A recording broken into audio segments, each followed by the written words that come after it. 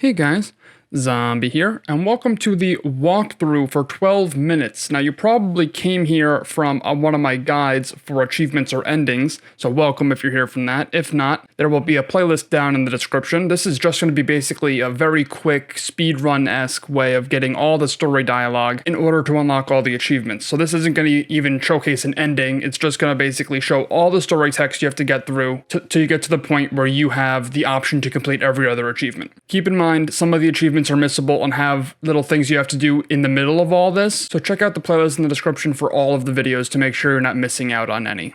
Before we get into that though, something I wanted to quickly mention was this game is surprisingly GPU intensive. I have a 1660 Ti, not the strongest, but I've never had the issue of, even on the lowest graphical settings, having skipped frames.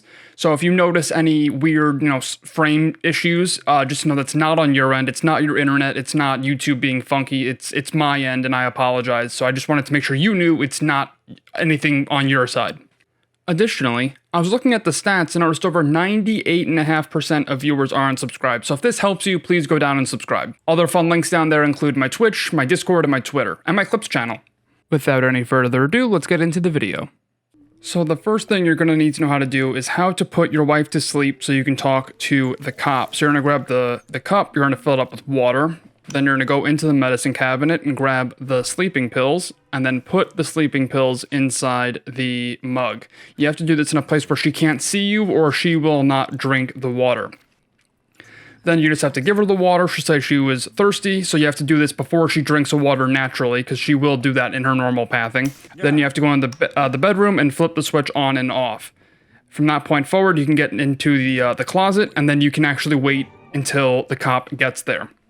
So when the cop gets there, he's going to look around, he's going to find your wife sleeping and try to turn on the light, and because we flipped it on and off, he will get electrocuted by it. So you go in, you click on him to see his inventory, you take everything out, and then while you're still in the menu, just handcuff him with the zip ties, because you might as well while you're there, you have to do it anyway. Now what we're going to do next is we're going to hop on the phone, and we want to do it quickly before he wakes up, because if you do it for too long while he's awake, he'll just walk over and headbutt you and you die. You're going to want to go to his text messages and go through all of them. Which basically, I also go through and scroll through all of them. I'm not sure if that makes a difference, but essentially you have to look at the text messages to learn that his daughter is sick and has cancer. Also, I call her here just to make sure I know her phone number, so when I have to call her later, I have the phone number in my phone. Then we're going to shoot him in the leg because he does not cooperate. He doesn't tell you anything if you don't either stab him or shoot him in the leg. You can actually pick which one you want to do. And then you basically just get all the information out of him. You can ask him everything that's available and get all the information out. Now this section is actually surprisingly graphically intensive, so there's a lot of skipped frames here.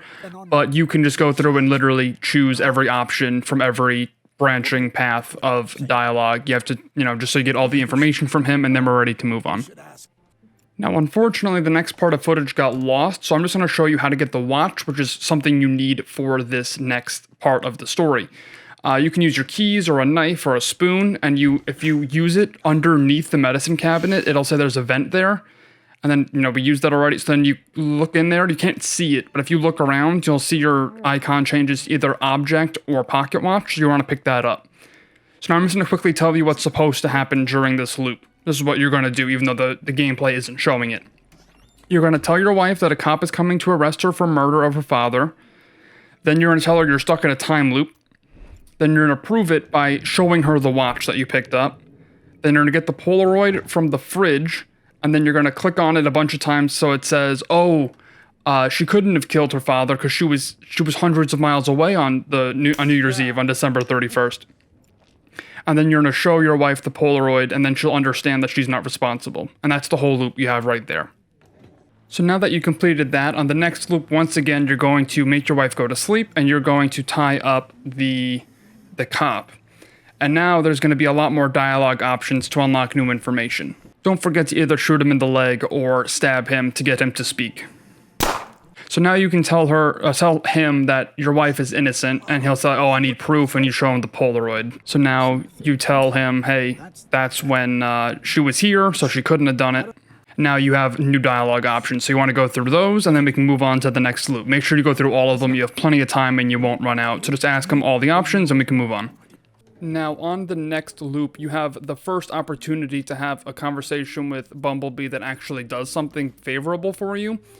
So immediately you go into the closet, get the phone, and call Bumblebee, and you tell her, hey, my wife is innocent, your dad's gonna come kill her, can you please, call your dad? And then she does. So let's just take a quick look. There we go, she's calling him. Now, you can tell your wife the day is restarting, and you can just say, tell her what happened when she ran away. So you don't have to worry about getting the watch this time. You just tell her that, and she'll believe you instantly. So now that you tell her that, you know what happened, and a guy's coming to arrest her, you can tell her and ask her about a bunch of different things. You have time to pretty much ask all of them, so you can go ahead and do that. You can also give her the Polaroid if you want to. I don't think it makes a difference, because even if you don't give it to her, she'll still point to it when the cop comes if you tell her the Polaroid proves it. So you can either give her it or tell her that the Polaroid proves her innocence, and then go through all the dialogue options. If you happen to run out of time, if you're a little on the slow side, you can just do another loop and ask the remaining questions to make sure you get all the information. Now, this is something very important, and that is, when you hear the cop talking to Bumblebee on the phone outside your apartment, never open the door. Not even just applying to right now. Just whenever he's on the phone, don't open the door, because it cancels the phone call, and he'll act as if it's just a regular encounter, and he will very quickly kill you. So once he gets there, after the phone call, your wife will basically say, hey, listen to me for a second, and because Bumblebee called, he will actually listen for a second. And because of the proof, it'll go through a whole line of dialogue. It's basically a cutscene you can't skip because it's not dialogue involving you. So you just basically listen all the way through. Now for the last encounter before the climax of the story, where this video will end because it branches into many endings you can choose from, and there'll be guides of all of that on my channel and the playlist in the description. You're going to once again put your wife to sleep and tie him up, and of course shoot him in the leg or stab him. Then you're going to open up the drawer, grab the present, unwrap it. I just missed it there, but you're going to grab the present. You're going to click on it to unwrap it. You're going to get the baby clothes. You're going to talk to him. You're going to ask about the nanny again. You're going to click all the way through that dialogue. And then at the end of that dialogue, it goes for a little bit. You can just either click through it or listen. You don't have to say anything else. You can back out, show him the baby clothes, and then the climax happens immediately after. So now that you know your way all the way through the story before the direct lead-ins to the endings, you can now pretty much watch all the guides and know exactly what I'm talking about. Even if I'm speaking in a way that's kind of cryptic to avoid spoilers for people who don't know, you should know what I mean after watching this. I'll make references to things, especially if you've played along with it. You will know what I'm talking about very specifically. If this helped you, please go down and subscribe. There'll be all the guides and this walkthrough up, as well as other games, and if you enjoyed it, I'd really appreciate having you around. But yeah, that's gonna be it for me for now. Thank you for watching. I hope to see you in another video, and until then, see you soon.